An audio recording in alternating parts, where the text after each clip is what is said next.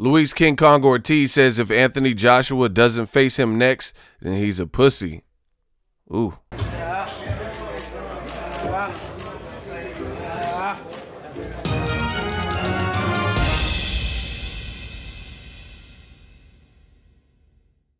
What up, Fight World? It's your boy Ego, and I'm back with some more boxing. Make sure you smash the like button. Also, subscribe to the channel for the latest and greatest in boxing. If you want to become part of the gang, notification gang, please hit the bell icon.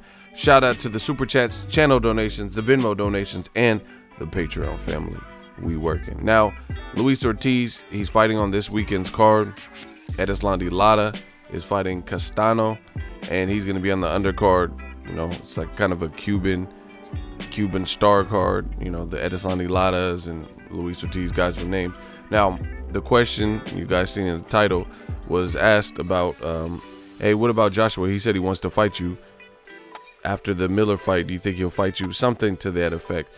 And Luis Ortiz said nonchalantly, without hesitation, he says, if he don't fight me next, he's a pussy. Straight up, that's it. No more, no less. You know, and I feel like the walls are closing in the heavyweight division. We're really getting to see who's who and whose teams are doing what.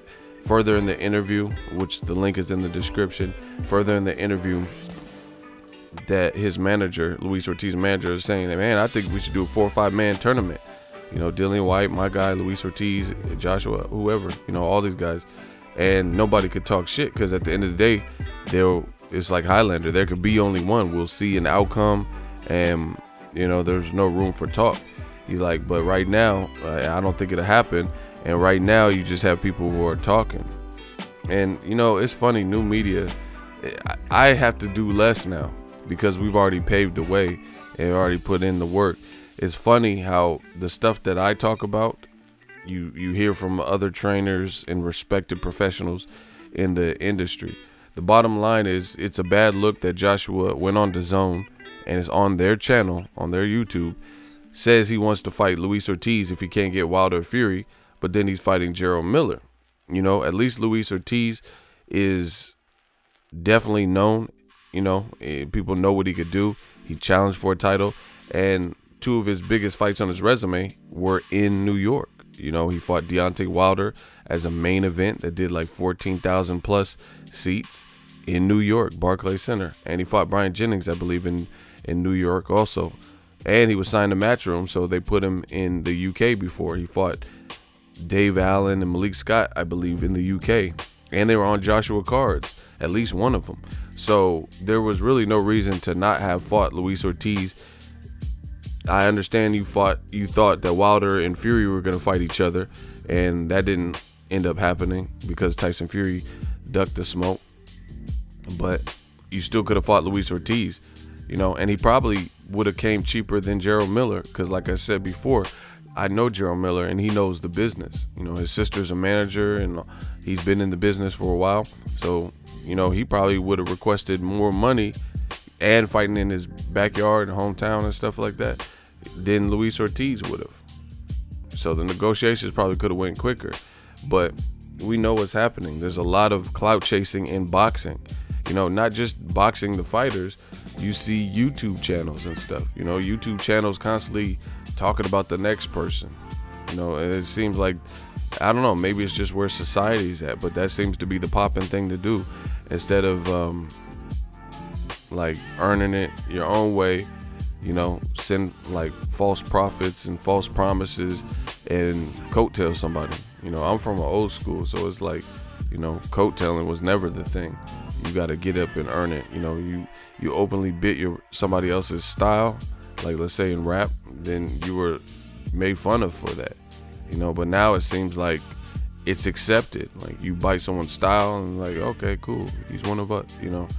So there's a lot of clout chasing, a lot of people who are mentioning Luis Ortiz's name, but nobody's mentioning his name and sending the contract. The only person that did do that was Deontay Wilder. So far, we've heard guys like Dillian White, you know, say he's down for the smoke, but his team or whoever didn't send a proper proposal Like Luis Ortiz said, the money was super low. Like, you know, ways to avoid the fight because you know someone's not going to take it.